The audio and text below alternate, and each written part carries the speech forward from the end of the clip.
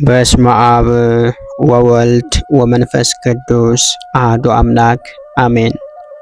በመጀመሪያም በክርስቶስ ክርስቲያን፣ በወልድ ውሉድ፣ በመንፈስ ቅዱስ መንፈሳውያን የተሰኛችሁ የክርስቶስ ቤተሰቦች የእናታችን የእመቤታችን የቅድስት ድንግል ማርያም የአስራት ያደራ ልጆች እስከ ሞት ድረስ በወደደንና ባፈቀረን በጌታችንና በአምላካችን በመድኃኒታችን በኢየሱስ ክርስቶስ ፍጹም የሰላምታ ቃል ሰላም እላችኋለሁ። እንደምን ሰነበታችሁ? አሜን። የጌታችንና የአምላካችን የመድኃኒታችን የኢየሱስ ክርስቶስ ስሙ ከአጽናፈ ዓለም እስከ አጽናፈ ዓለም ከፀሐይ መውጫ እስከ ፀሐይ መግቢያ ድረስ የከበረና የተመሰገነ ይሆነልን። እንዲሁም አትለየውምና እናቱ እናታችን እመቤታችን ቅድስት ድንግል ማርያም ስሟ የከበረና የተመሰገነ ይሆነልን። ቅዱሳን መላእክት፣ ቅዱሳን ጻድቃን፣ ቅዱሳን ሰማዕታት እግዚአብሔር ያከበራቸው ሁሉ እንደየክብራቸውና እንደየሞገሳቸው የተመሰገኑና የተከበሩ ይሆነልን። እንዲሁም የተወደዳችሁና የተከበራችሁ የሰንበት ሚዲያ የዩቲዩብ ቻናል ተከታታዮች ሁላችሁም በያላችሁበት የዓለም ክፍል የእግዚአብሔር አምላክ ሰላምና ፍቅር ከእናንተ ጋር ይሁን። ይህንን መርሃ ግብር በየሥራ ቦታችሁ በየመኖሪያ ቤታችሁ ሆናችሁ በእምነት የምታደምጡ የቅዱሳኑ ረድኤትና በረከት ከእናንተ ጋር ነው። እንዲሁም ከጠላታችን ከዲያብሎስ እስራት እንፈታለን፣ ከያዘንም ደዌ እንድናለን። ሁላችሁም የሰንበት ሚዲያ ዩቲዩብ ቻናል ተከታታዮች በሀገር ውስጥም በሀገር ውጭም ያላችሁ ይህንን መንፈሳዊ ቻናል ሁልጊዜ በየዕለቱ ሰብስክራይብ፣ ላይክ፣ ሼር በማድረግ አገልግሎቱን እንድትደግፉና ያላችሁን ሐሳብና አስተያየት በኮመንት ስር እንድታስቀምጡልን እንጠይቃለን። እንዲሁም የየዕለቱን መርሃ ግብሮች ሁልጊዜ በዚህ ቻናል ስለምንለቅ መርሃ ግብሮቹን በቻናላችን በመግባት እንድትከታተሉ ስንል በአክብሮት እንጋብዛለን። በድጋሚ እግዚአብሔር አምላክ ሰላምና ፍቅር ከእናንተ ጋር ይሁን። እንኳን በየካቲት 19 ቀን ታስበውና ተከብረው ለሚሆኑ ለቅዱሳን በዓላት በዚህች ዕለት የተጋዳይ መነኩስ የአባ መርትንያኖስ ሥጋው ከአቴና ሀገር ወደ አንጾኪያ የፈለሰበት ዕለት በሰላም አደረሳችሁ አደረሰን።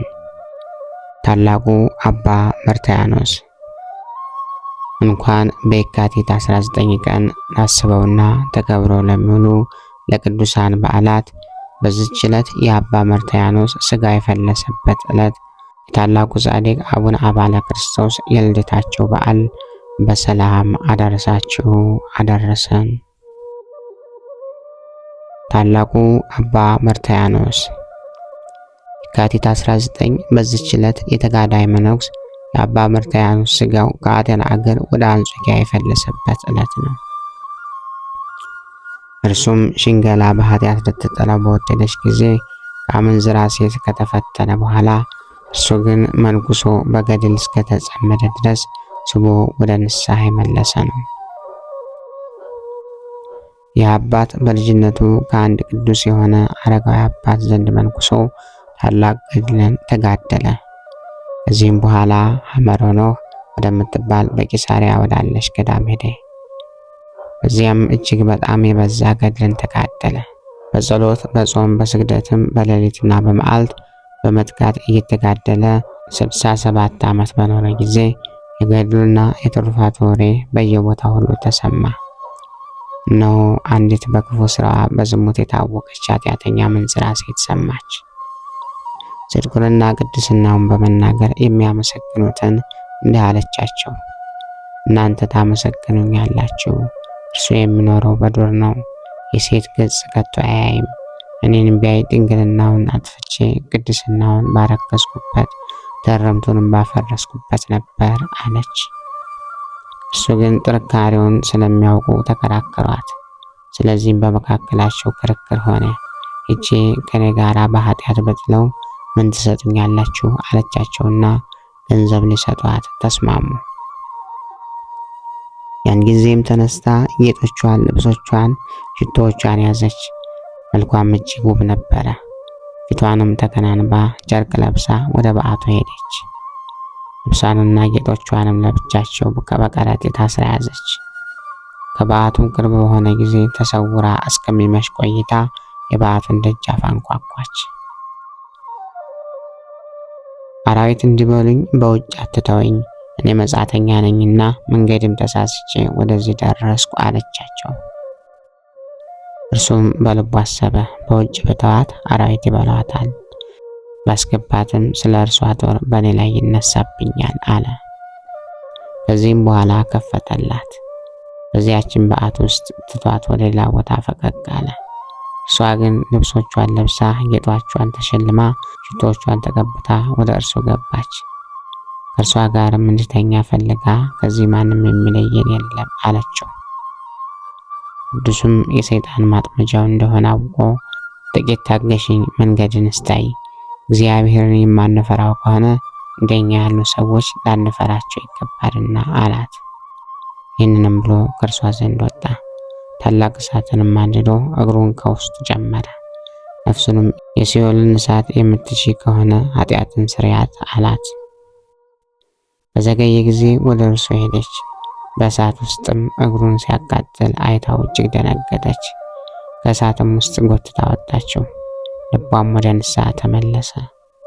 ልብሷና ጌጦቿን ከላዩ አውጥታ ጣለች። እግሩ በታች ሰገደች። ስለ ነፍሷ ድህነትም እንዲረዳት ለመነችው። እርሱም ይህ ዓለም ፍላጎት ሁሉ ኃላፊ እንደሆነ ያስተምራትና ይመክራት፣ ልብም ያስደርጋት ጀመረ። እርሷም በጨከነ ልብ ንስሐ ገባች። ከዚህ በኋላ በአንድነት መኖር አግባብ አይደለም ብሎ ወደ ደናግል ገዳም ወሰዳት። ጠብቃትም ዘንድ እመምኔቷን አድራ አላት። በቀረው ዕድሜዋም በገድል ተጠምዳ እግዚአብሔርን እያገለገለችው ወደ በጎ ሽምግልና ደረሰች። የመፈወስ ሀብትም አድሮባት ብዙዎች በሽተኞችን አዳነች። የከበረ መርትያኖስ ግን ሌላ ሴት እንዳመጣበት ፈርቶ በባህር መካከል ወዳለች ደሴት ገብቶ በዚያ የሚኖር ሆነ። አንድ ባለ ታንኳን መጥቶ የእጅ ስራውን እየሸጠ ምግቡን ያመጣለት ነበር። ከብዙ ዘመናትም በኋላ መርከብ ተሰብራ ሰጠመች። አንዲት ሴትም በመርከብ ስባሪ ተጣብቃ በመርትያኖስ ወዳለበት ደሴት የባህሩ ማዕበል አደረሳት። ባያትም ጊዜ ደነገጠ፣ አደነቀም። ከእርሷም ጋር በአንድነት ስለመኖሩም አዘነ።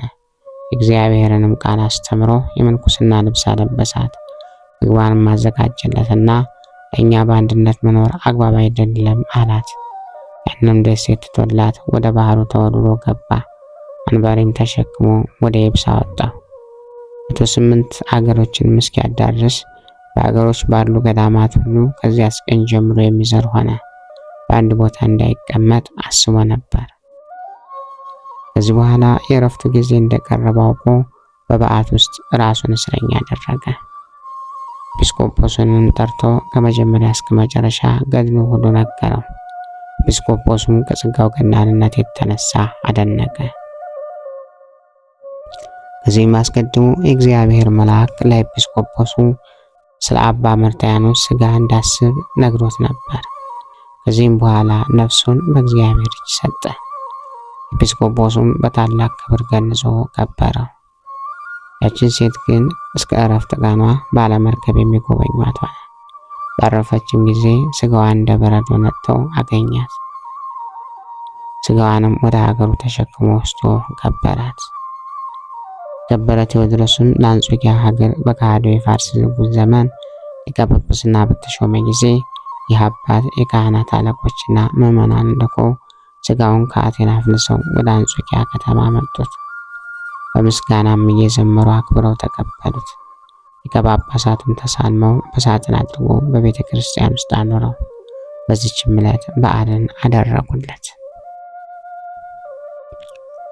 በዚህ ዕለት ታስቦና ተከብሮ የሚውለው ሌላው ቅዱስ አባታችን አቡነ አባለ ክርስቶስ ነው። ዳግመኛም በዚች ቀን ታላቁ ጻድቅ አቡነ አባለ ክርስቶስ ልደታቸው ነው። እርሳቸውም ገና ሲወለዱ ከሰውነታቸው ህቡዕ የሆነ የእግዚአብሔር ምስጢር ስሞች በሰውነታቸው ላይ ይዘው ተጽፎባቸው የተወለዱ ናቸው። አባታቸው ቅዱስ አርቃሪዎስ፣ እናታቸው ቅድስት ታውክላ የተባሉ እግዚአብሔርን የሚፈሩ ደጋግ ቅዱሳን ናቸው።